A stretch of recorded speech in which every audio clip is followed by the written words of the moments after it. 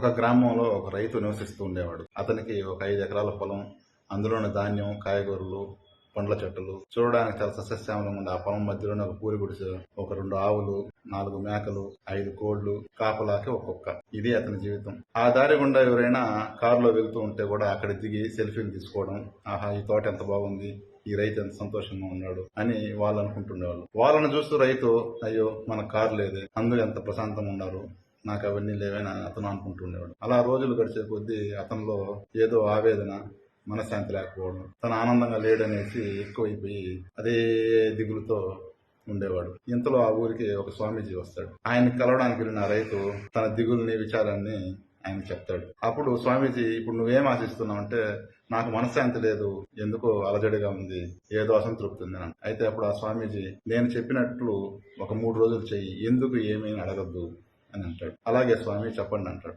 అప్పుడు ఆ స్వామి, ఈ రోజు నుంచి నీ ఇంట్లో బయట ఉండే ఆవుల్ని నీ ఇంట్లో లోపల కట్టి, ఆ మేకల్ని నీ ఇంట్లో కట్టి, ఆ కోళ్ళని నీ ఇంట్లో ఉంచుకో, ఆ కుక్కని నీ ఇంట్లో ఉంచుకో, 3 రోజులు ఈ విధంగా గడిచిన తర్వాత 4వ రోజు నాకు వచ్చి కనపడు అంటాడు. ఈయన మారు మాట్లాడకుండా, స్వామీజీ ఏదో మనం మంచిగా చెప్తున్నాడు కదా, ఇవన్నీ పాటిస్తామని చెప్పి ఒక 3 రోజులు ఆయన చెప్పినట్టు చేస్తాడు. 4వ రోజు స్వామీజీని కలవడానికి వెళ్తాడు. అప్పుడు ఆ రైతు చాలా దిగాలుగా, మొహం అంతా పీల్చుకుపోయి నిద్ర లేనివాడులాగా మొత్తం జుట్టు పీక్కుపోయి ఆయన కాళ్ళ మీద పడి, స్వామి మీరు చెప్పినట్టే చేశాను, ఈ 3 రోజులు నేను సరిగ్గా అన్నం తినలేదు, కంటి నిండా నిద్రపోలేదు, మీ దగ్గరికి ఆ మనశ్శాంతి కోసం నేను వస్తే అది లేకుండా మీరు నాకు ఇటువంటి పని చేస్తారని బాధపడతాడు.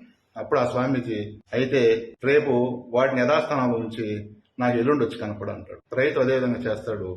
ఆ మరుసటి రోజు వచ్చి కనిపిస్తాడు. చాలా ప్రశాంతంగా, హ్యాపీగా ఆయన కళ్ళల్లో ఆనందంని స్వామీజీ గమనిస్తాడు. ఇప్పుడు చెప్పి ఎలా ఉందంటే, చాలా ప్రశాంతంగా ఉంది స్వామి, కంటి నిండా నిద్రపోయాను, కడుపు నిండా భోంచేశాను అంటాడు. ఇంతే ఫ్రెండ్స్, అక్కడ ఆయన పోగొట్టుకునేది మళ్ళీ తిరిగి పొందిందంటూ ఏమీ లేదు.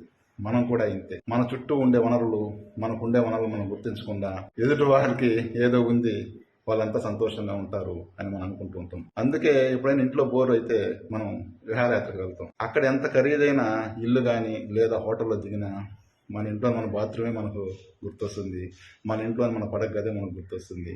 ఎప్పుడెప్పుడు ఇంటికి వెళ్తామా, ఒక పచ్చడి మెతుకులు తింటామా, లేదు రసంతో అన్నం తింటామా అనిపిస్తుంటుంది. సో మనం ఎప్పుడైతే మన చుట్టూ ఉండే వనరులను గుర్తించకుండా అవి మనకు దూరమైనప్పుడు మళ్ళీ అవే కావాలనిపిస్తుంది. సో కథ నచ్చితే లైక్ చేయండి, షేర్ చేయండి, కామెంట్ చేయండి. బాయ్.